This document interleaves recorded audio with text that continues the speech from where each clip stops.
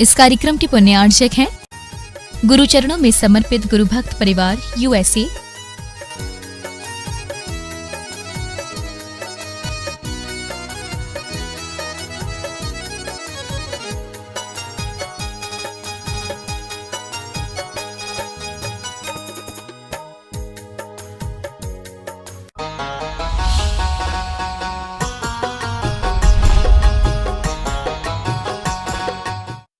संत शिरोमणि आचार्य गुरुवर श्री विद्यासागर जी महाराज की जय।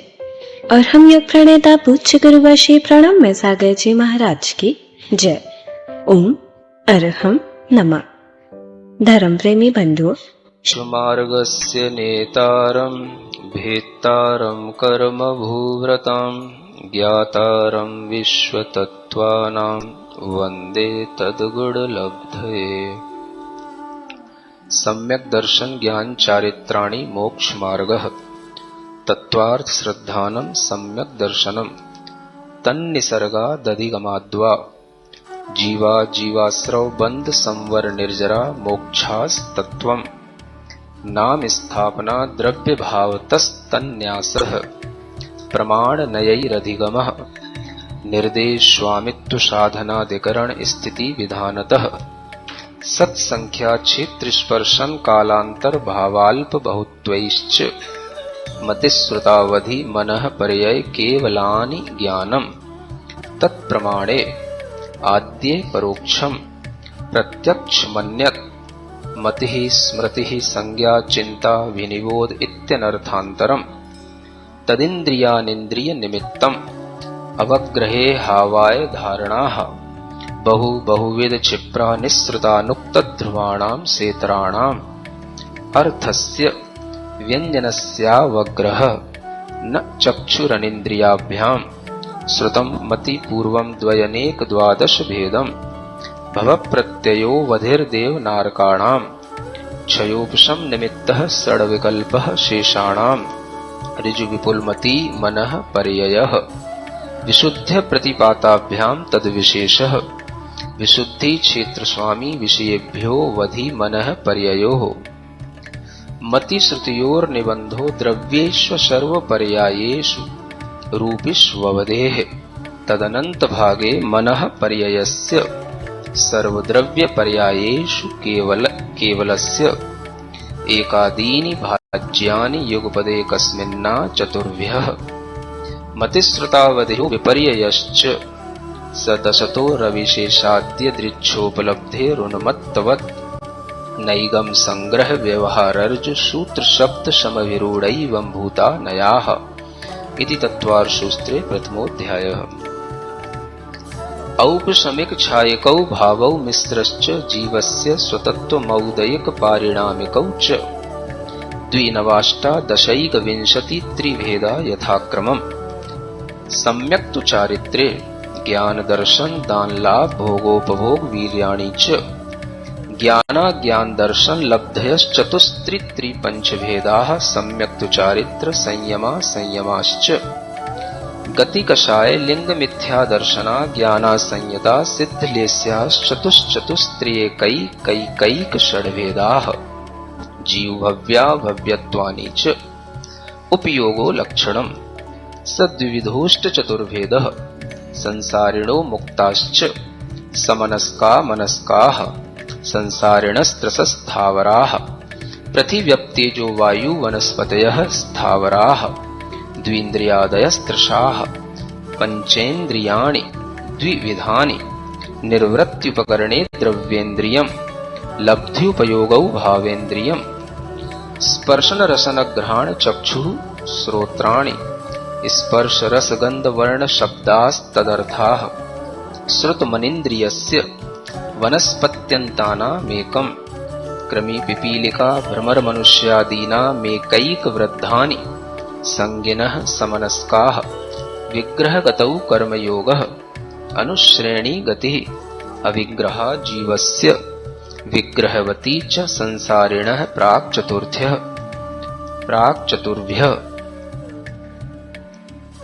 एक समया विग्रह एकम द्वौ त्रीन् वानाहारकः सम्मूर्छन् गर्भोपपादा जन्म सचित्त शीत संवृता सेतरा मिश्राश्चैकसस्तद्योनयः जरायुजाण्डज पोतानां गर्भः देवनारकाणामुपपादः शेषाणां सम्मूर्छनम् औदारिक वैक्रियकाहारक तेजस कार्मणानि शरीराणि परम परम सूक्ष्मं प्रदेशतो संख्ये गुणं प्राक तेजसात् अनंत गुणे परे अप्रतिघाते अनादि संबंधे च सर्वस्य तदादीनि भाज्यानि युगपदे कस्या चतुर्भ्यः निरुपभोग मन्त्यं गर्भ सम्मूर्छनज माद्यं औपपादिकं वैक्रियकं लब्धि प्रत्ययं च तैजसमपि शुभं विशुद्धमव्याघाति चाहारकं प्रमत्त संयतस्यैव नारक सम्मूर्छिनो नपुंसकानि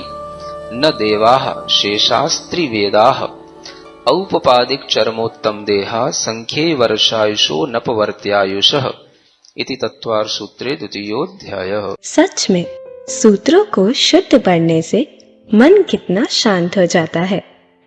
अब हम अध्याय 3 में सर्वज्ञ देव द्वारा बताए हुए जैन भूगोल का अध्ययन करेंगे, जो हमारे मोक्ष मार्ग को और भी सुदृढ़ बनाएगा। तो चलिए कल की कक्षा का एक क्विक रिवीजन कर लेते हैं। हमने जाना मध्यलोक में लवण समुद्र आदि से लेकर स्वयंभू रमण समुद्र तक के समुद्र, उनके बीच में जम्बूद्वीप और उसकी नाभि यानी उपचरित मध्य में मेरु पर्वत है। जम्बूद्वीप अन्य द्वीप समुद्रों की तरह वलयाकार नहीं है, अपितु 1,00,000 योजन विस्तार वाला वृत्त है। पृथ्वी की तरह तल पर बिल्कुल सपाट है। जम्बूद्वीप के अंदर क्षेत्र हैं, नदियां हैं, पर्वत हैं, ग्रह हैं, बड़े बड़े विधेय आदि क्षेत्र हैं। अनेक प्रकार के पर्वत, उसमें तीर्थंकरों का रहना, बड़े बड़े क्षेत्र, कर्म भूमियां, भोग भूमियां। पृथ्वी को हम गेंद की तरह गोल दिखाते हैं, लेकिन वास्तव में वह गोल नहीं है, क्योंकि जम्बूद्वीप वृत्त है। व्यवस्थित रूप से पृथ्वी को जानने के लिए हमें इसे वृत्त के रूप में स्वीकार करना होगा। यह गोल होते हुए भी सपाट है, थाली के आकार में है। सूत्र 10 भरत, हेमवत, हरि, विधेय, रम्य, हैरण्यवतैरावत वर्षा क्षेत्राणि में हमने जाना कि एक जम्बूद्वीप के अंदर 7 क्षेत्र हैं। पहला क्षेत्र भरतवर्ष क्षेत्र है, दूसरा हेमवतवर्ष क्षेत्र, तीसरा हरिवर्ष क्षेत्र, चौथा विधेयवर्ष क्षेत्र, पांचवा रम्यवर्ष क्षेत्र, छठवा हैरण्यवत वर्ष क्षेत्र और अंतिम ऐरावत वर्ष क्षेत्र है। गोलाकार थाली के अंदर एक धनुषाकार लाइन एक नीचे और एक ऊपर खींचो। ये क्रमशः भरतवर्ष और ऐरावत वर्ष क्षेत्र हो गए। गोल वृत्त के बीचों बीच में एक पॉइंट बना दो, यह मेरु पर्वत है। उसके भी चारों ओर एक और वृत्तासा बना दो, यह विधेय क्षेत्र है। भारतवर्ष का मूल नाम पहले क्षेत्र के नाम पर भरतवर्ष है। शिलालेखों में भारत का मूल नाम प्राकृत भाषा में भरतवर्ष लिखा हुआ मिलता है। इसके आधार पर ही संविधान में भरतवर्ष लिखा गया है और यह नाम भारत के रूप में जाना जाता है। आचार्यों ने इसका नाम भरत होने के 2 कारण दिए हैं। अकृत्रिम रचनाएं अनादिकाल से हैं, तो इनका नाम भरत ही रहेगा। अवसर्पणी काल में पहले चक्रवर्ती का नाम भरत ही होता है और उसके नाम से इसका नाम भरतवर्ष पड़ा है। सूत्र 11 में हमने 6 कुलाचल पर्वतों के बारे में जाना, जिनके विभाजन से ऊपर के 7 क्षेत्र बनते हैं। 2-2 क्षेत्रों के बीच में एक एक पर्वत विभाजन करता है। भरत और हेमवत के बीच में हिमवन पर्वत, हेमवत और हरि के बीच में महाहिमवन पर्वत, हरि और विधेय के बीच में निषद पर्वत, विधेय और रम्य के बीच में नील पर्वत, रम्य और हिरण्यवत के बीच में रुकिम पर्वत और हिरण्यवत और ऐरावत के बीच में शिखरणी पर्वत होता है। धनुषाकार भरत क्षेत्र के बीचों बीच में एक लाइन के समान विजात पर्वत है। दिग्विजय के समय चक्रवर्ती इस पर्वत को क्रॉस करके जाता है। यहाँ पर विद्याधर लोगों की, मनुष्यों की नगरियाँ हैं। इसमें 2 श्रेणियाँ होती हैं, उत्तर श्रेणी और दक्षिण श्रेणी। गंगा और सिंधु नदियाँ 2 वर्टिकल लाइन से भरत क्षेत्र को 6 भाग में विभाजित करती हैं। 3 विद्यात पर्वत के ऊपर और 3 नीचे। मोक्षमार्गस्य नेतारं भेत्तारं कर्मभूरतां ज्ञातारं विश्वतत्त्वानां वन्दे तद्गुणलब्धये। देवादिदेव आदिम तीर्थंकर श्री ऋषभनाथ भगवान की, वर्तमान शासन नायक श्री वर्धमान महावीर भगवान की, परम पूज्य आचार्य गुरुवर श्री विद्यासागर जी महाराज की। है ना। अब 2 क्षेत्रों के बीच में एक एक पर्वत डाल दो, ठीक है ना, विभाजन करना है ना। तो ऊपर जो क्षेत्र बताए थे कौन कौन से, भरत हेमवत। भरत और हेमवत के बीच में कौन सा पर्वत आ जाएगा, पहला हिमवन पर्वत, ठीक है ना। हेमवत और आगे हरि क्षेत्र, उसके बीच में क्या आ जाएगा, महाहिमवन पर्वत। हरि और विदेह के बीच में निषद पर्वत। विदेह के बाद में रम्यक, रम्यक क्षेत्र आएगा, है ना। उसके वो कौन सा पर्वत, नील पर्वत, ठीक है ना। और फिर रम्यक के बाद में हैरण्यवत,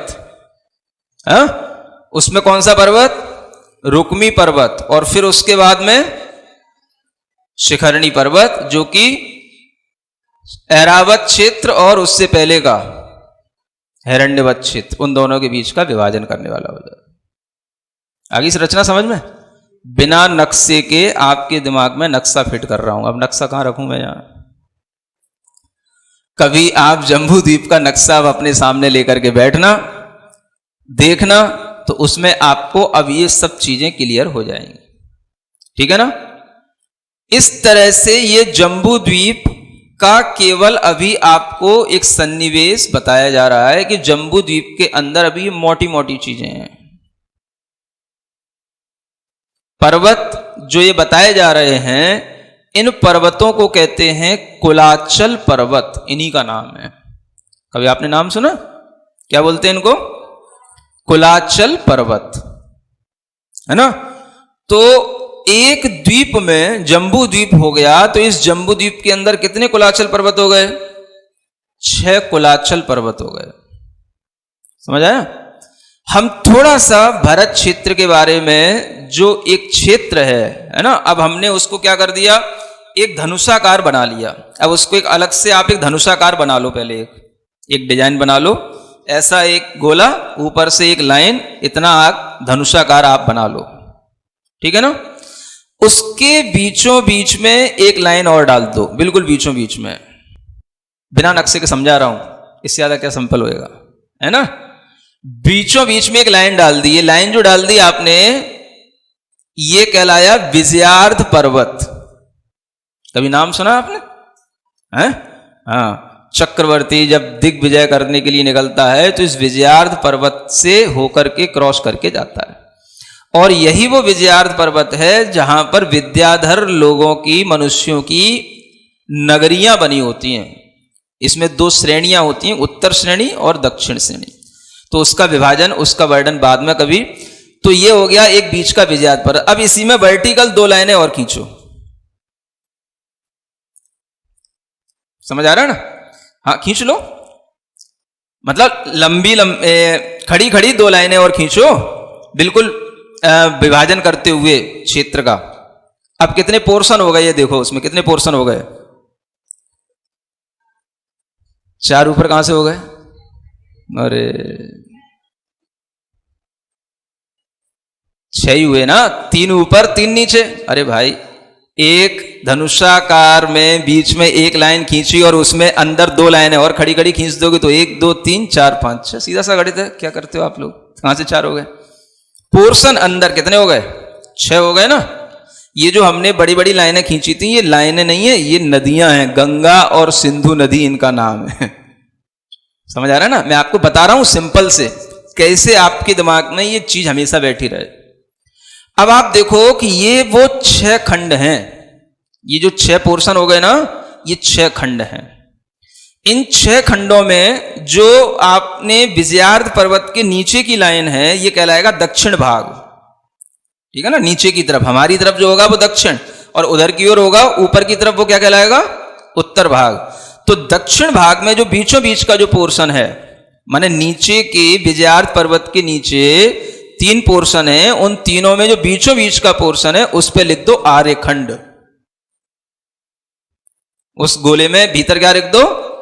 बॉक्स में आर्यखंड। ये हो गया आपका आर्यखंड। और फिर जो बाकी के बचे 5, उन सब में लिख दो मिलेच्छ खंड, मिलेच्छ खंड, मिलेच्छ खंड, मिलेच्छ खंड। इतनी सिंपल सी चीजें हैं, फिर भी एक बार और बता दो। अब कुछ भी तो नहीं है हाथ में मेरे। एक धनुषाकार आकृति बनाओ, अर्धचंद्राकार, उसके बीचों बीच में एक ऐसी हॉरिजॉन्टल ऐसी लाइन खींचो, ये हो गया विजयार्ध पर्वत। 2 नदियों के लिए 2 लाइनें, उसके पास में और खींच दो, थोड़ी डिस्टेंस को लिए हुए 2 लाइनें। ये आपके 6 पोर्शन बन गए। जो विजयार्ध पर्वत के नीचे वाला पोर्शन है, वहां पर जो 3 पोर्शन बने, 1, 2, 3, उनके बीचों बीच वाले पोर्शन पर लिख दो आर्यखंड, और बाकी के जो 5 पोर्शन है सब पे लिख दो मिलेच्छ खंड। ये होता है 6 खंड, 5 मिलेच्छ खंड और 1 आर्यखंड। अब आप लोग देखो हम कहां बैठे हैं? आर्यखंड में, है ना? जम्बू द्वीप तो कितना बड़ा हो गया, वो तो गया। सुमेरु पर्वत और वो तमाम हिमवन, हिमवन, वो सब पर्वत तो सब छूट गए। भरत क्षेत्र के ही केवल 6 खंडों में से एक छोटे से ब्लॉक में हम बैठे हैं। अभी आपके नक्शे में छोटा सा ब्लॉक बन रहा है ना, वो है ना? वो ही इतना बड़ा है कि वही आपके लिए भी पूरा जानने में नहीं आ रहा है, वो आर्यखंड। इसके चारों ओर ये जो 5 मिलेच्छ खंड हैं, इन 5 मिलेच्छ खंडों में भी मनुष्य रहते हैं, यहां पर भी जीवन चलता है। और जो मिलेच्छ खंडों की कभी कभी कोई विशेषता मैंने आपको बताई है, वो इन्हीं मिलेच्छ खंडों की बताई। जैसे भी दूसरा अध्याय पढ़ रहे तो यहाँ नपुंसक वेद वाले जीव नहीं होते, यहां पर लब्धि, अपर्याप्तक, सम्मूर्छन मनुष्य नहीं होते हैं। तो ये इन मिलेच्छ खंडों की कुछ विशेषताएं भी हैं। जबकि यहां पर कोई धर्म कर्म नहीं होता है, तीर्थंकरों का विहार होगा वो केवल आर्यखंड में ही, नगरियों में होगा, मिलेच्छ खंडों में नहीं होगा। चक्रवर्ती जो जाता है वो सब इन मिलेच्छ खंडों की और आर्यखंड की सबकी परिक्रमा लगा करके विजय करके लौटता है वापिस अपनी अयोध्या नगरी में। जो आपने आर्यखंड बनाया है उसके बीचों बीच में एक छोटा सा गोला और बना लो, उसका नाम है अयोध्या नगरी। वो बीचों बीच में 12 बाई 9 योजन की। समझ आ रहा है ना? हाँ, इसका दूसरा नाम विनीता नगरी भी कहलाता है। क्या बोलते हैं इसको? हाँ, विनीता। तो इस अयोध्या से यह चक्रवर्ती शुरू होता है। विजयार्ध पर्वत का बहुत बड़ा वर्णन है, गुफाओं में से निकल करके फिर उस विजयार्ध पर्वत के पल्ली ओर, माने दूसरी ओर, उधर जाता है। जो आपने नीचे लिख रखा है आर्यखंड, है ना, उसी लाइन के ऊपर वाले खंड में, माने ऊपर के 3 ब्लॉक में से बीच के ब्लॉक पर एक और गोला बना लो, उसमें लिख लो वृषवाचल पर्वत।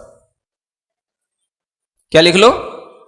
हाँ, एक छोटा सा चीज आपको समझ में आ जाए, ये वो पर्वत है जिस पर चक्रवर्ती विजय प्राप्त करने के बाद में अपना नाम खोदने के लिए इस पर्वत पे जाता है। वो इस मिलेच्छ खंड में पड़ता है। समझ आ रहा है ना? इतनी सी सामान्य सी जानकारी है। ये क्या हुआ? ये भरत क्षेत्र की जानकारी हुई, है ना? जैसा एक क्षेत्र ये है भरत क्षेत्र, ये क्या भी कर्म भूमि है। ठीक इसी तरीके की रचना ऐरावत क्षेत्र में है। कितनी? ठीक ऐसी क्षेत्र की रचना बिल्कुल ऐरावत क्षेत्र में। वहां पर भी आपको ऐसे ही एक विजयार्ध मिलेगा, वृषवाचल मिलेंगे, वहां की नदियों के नाम अलग होंगे, और इस तरीके की पूरी 6 खंडों की रचना। वहां पर भी चक्रवर्ती, तीर्थंकर आदि समय समय पर जैसे यहां भरत क्षेत्र में होते हैं वैसे वहां भी होते हैं, और वहां पर भी जो है परिवर्तन काल का जैसा यहां भरत क्षेत्र में होता है वैसा वहां भी होता है। ठीक है ना? कितने क्षेत्र हुए ये? एक भरत और एक ऐरावत, और बीचों बीच में जम्बू द्वीप में एक आपने बना लिया सुमेरु पर्वत। ठीक है ना? उस सुमेरु पर्वत के पास में आपने बना लिए एक पूरब दिशा और एक पश्चिम दिशा। ठीक है ना? पूरब दिशा में पूर्व विदेह और पश्चिम दिशा में पश्चिम विदेह, और बीचों बीच में सुमेरु पर्वत। ठीक है? एक छोटी छोटी सी जानकारी के लिए, कहां विदेह है? ये यहां विदेह है, यहां पर तीर्थंकर रहते हैं। ठीक है ना? ये एक जम्बू द्वीप में एक सुमेरु पर्वत के आश्रित, एक सुमेरु पर्वत के अराउंड में इतनी चीजें मुख्य रूप से आपको ध्यान में रखना है ना? विदेह क्षेत्र की, सुमेरु पर्वत की, ये सब चीजें किसके आश्रित हैं? ये एक मेरु पर्वत के आश्रित हैं। अब आप एक रचना अपने दिमाग में इमेजिन करो, जैसा यह जम्बू द्वीप के अंदर हमने एक सुमेरु पर्वत के आश्रित रचना बनाई है, ठीक ऐसी ही रचनाएं 4 जगह और हैं। कितनी जगह? 4 जगह है ना? वो 4 जगह कहां मिलेंगी? जब आप जम्बू द्वीप को क्रॉस करके पहुंचोगे लवण समुद्र में, फिर उसको भी क्रॉस करके पहुंचोगे धातकी खंड द्वीप में, तो वो धातकी खंड द्वीप के अंदर 2 रचनाएं, 2 आपको सुमेरु पर्वत है ना, और एक सुमेरु पर्वत के इधर और उधर जितने पर्वत और क्षेत्र हैं, जितने कुलाचल हैं जो यहां बताया गया है, ठीक वैसी रचना धातकी खंड द्वीप में एक और दूसरी ओर आपको मिलेगी। आई बात समझ में? फिर आगे बढ़ोगे कालोदधी समुद्र, फिर आगे बढ़ोगे पुष्करार्ध द्वीप आएगा, है ना? तो उसमें भी फिर आपको 2 सुमेरु पर्वत और उसके आसपास इसी तरीके के विदेह, 6 कुलाचल, इसी तरीके की व्यवस्थाएं सब उधर भी हैं। और इस तरीके से आप देखोगे एक लाइन में ये 5 मेरु पर्वत आपको दिखाई देंगे। समझ आ रहा है? अब आपको ये इसलिए बता रहा हूं कि ये जो 2.5 द्वीप है, इसके अंदर ही हमारे विशेष रूप से कुछ ऐसे चैत्यालय इत्यादि होते हैं जिनकी वंदना आदि मनुष्य भी कर सकते हैं, अकृत्रिम जनालयों की भी। और उसके बाहर होंगे तो वो सब करने वाले देवलोग होंगे। ये इसलिए भी जानना जरूरी है कि जिस मध्यलोक की आप चर्चा कर रहे हैं, उस मध्यलोक में क्या क्या है, क्या क्या है, आप एक लिस्ट बना लो, है ना? फिर उस लिस्ट के अनुसार आपको बताएंगे कि इसमें, कभी आपने पढ़े ना, मध्यलोक के 458 जनालय होते हैं। कितने सुने हैं ना? पूजा तो करते ही रहते हो, पूजा में तो बहुत परफेक्ट हो आप लोग, है ना? कुछ आए या ना आए, पूजा तो आती है तो पूजा के भी कुछ लाभ मिलते हैं। कम से कम हमें इतनी गिनती तो याद हो जाती है, मध्यलोक के कितने जनालय होते हैं? 458। आप जानना चाहो कैसे बनते हो 458? जान लोगे? चलो पहले एक लिस्ट बनाओ, मैं कुछ चीजों के नाम बोल रहा हूं, लिखो पहले। वक्षार पर्वत, है ना? फिर बताऊंगा ये कौन चीज कहां है। फिर आगे लिखो रुचक वर पर्वत, रुचक पर्वत लिख लो केवल। फिर आगे लिखो कुंडल,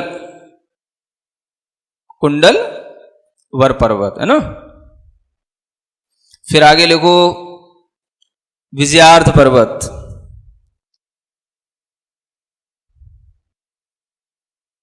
फिर लिखो मानुषोत्तर पर्वत, फिर लिखो कुलाचल पर्वत, फिर लिखो ईश्वाकार पर्वत,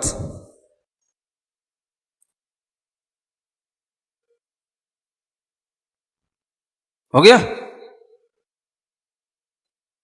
क्या क्या हो गया बोल के बताओ।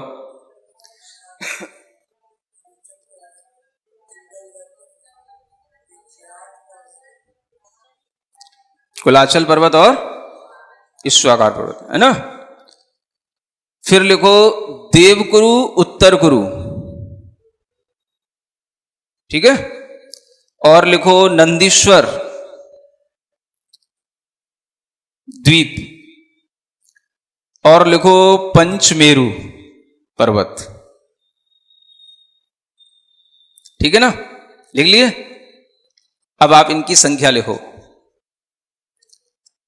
है संख्या लिखना है। वक्षार पर्वत 16 होते हैं, एक विदेश एक सुमेरु पर्वत संबंधी, तो 5 विधेय के हो गए, 16 पंजे 80, है ना, ऐसा लिख लिए। रुचकवर पर्वत के सामने लिखो 4,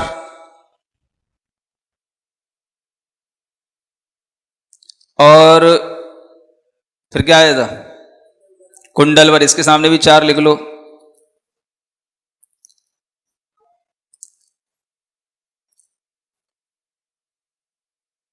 फिर आगे विजयार्थ पर्वत, विजयार्थ पर्वत आपके बनेंगे 170 क्षेत्र होते हैं, उसमें 170 विजयार्थ आएंगे,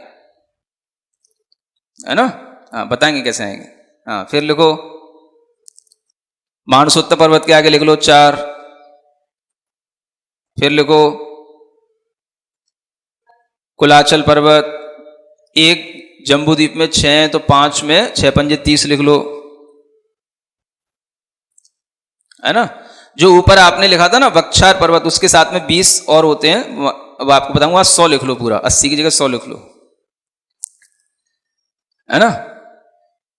क्या बचा अब, ईश्वाकार ये 4 हो गए, इसके आगे भी 4 लिख लो। फिर देव कुरु उत्तर कुरु, है ना, तो एक एक कुरु में एक एक वृक्ष होता है, तो 2 पंजे 10 इनको लिख लो, है ना। हाँ और क्या बचा, नंदीश्वर द्वीप के 52 लिख लो, और पंचमेरु के 16 पंजे 80 लिख लो। जोड़ के बताओ कितने हो गए।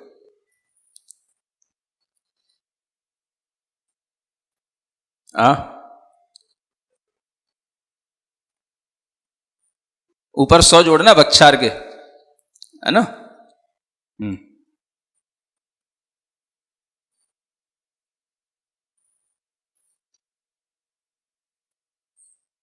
हो गए होंगे इतनी देर।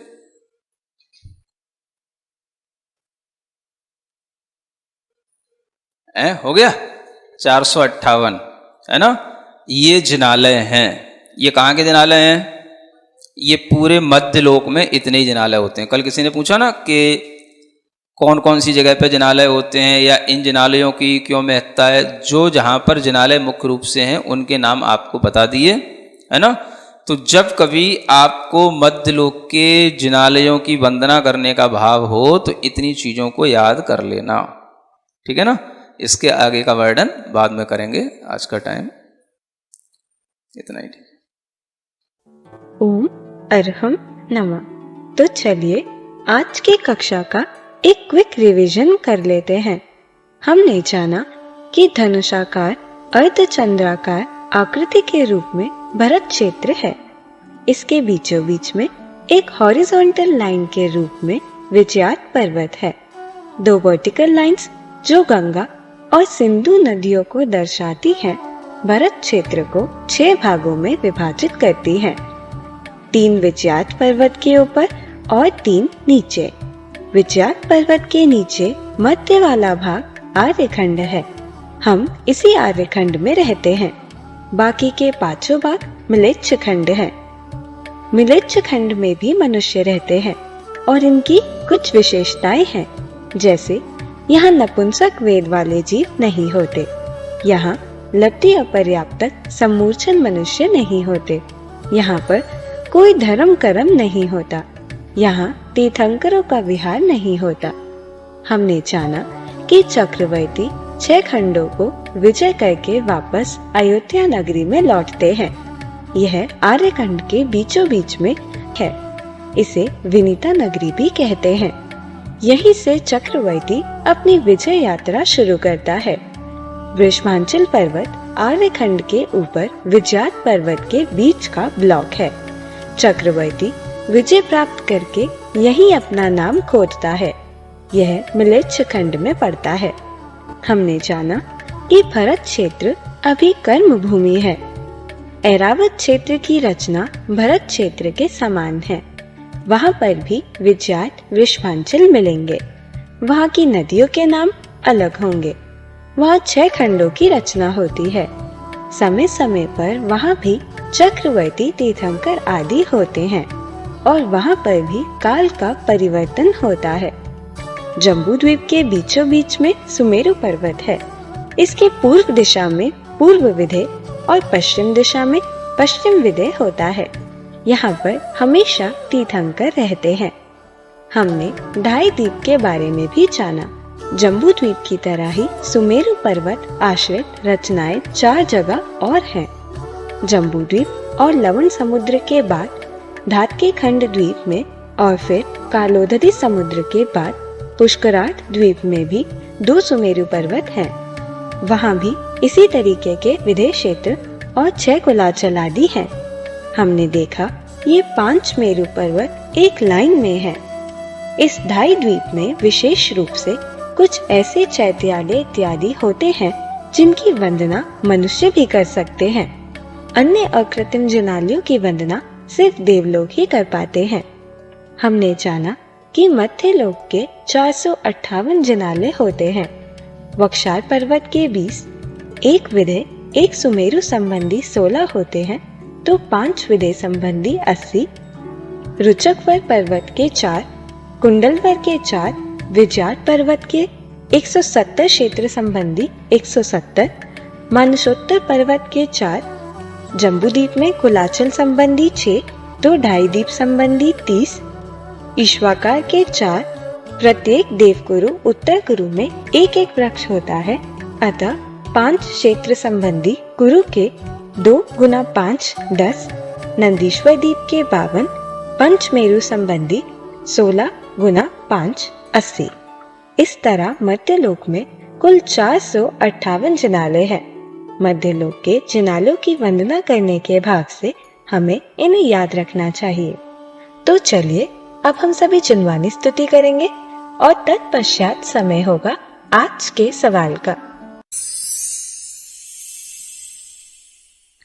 सिरिजिणवाणी जग कल्याणी जग जन मदतम मोहरी जनमण हारी गढ़हर हारी जम जरा भव रोग हरि तिथ्य राणम दिव्य झुणिम जो पढ़ई सुणई मय्ये धारई राणम सौख मणंतम धर्य सासद मोक्ष पदम पावई सासद मोक्ष पदम पावई। अब समय है आज के प्रतियोगिता प्रश्न में भाग लेकर आकर्षक पुरस्कार जीतने का। आप अपने फोन को QR कोड स्कैन करने के लिए तैयार रखें या लिंक पर जाएं। आप अपना उत्तर चुनकर हमें कल दोपहर 2 बजे तक भेज सकते हैं। 3 भाग्यशाली विजेताओं को मिलेंगे आकर्षक पुरस्कार। विजेताओं के नाम इसी कार्यक्रम श्रृंखला में हर रविवार को घोषित किए जाएंगे। साथ ही सभी प्रश्नों के सही उत्तर भी बताए जाएंगे। आज का सवाल है, किस नगरी का दूसरा नाम विनीता नगरी है? मथुरा, वाराणसी, कंपिला, अयोध्या। आप किसी कारणवश कोड को स्कैन न कर पाए हो तो आप क्लास की वेबसाइट पर जाकर उन्हें अटेम्प्ट कर सकते हैं या दिए गए लिंक और QR कोड को स्कैन कर सकते हैं।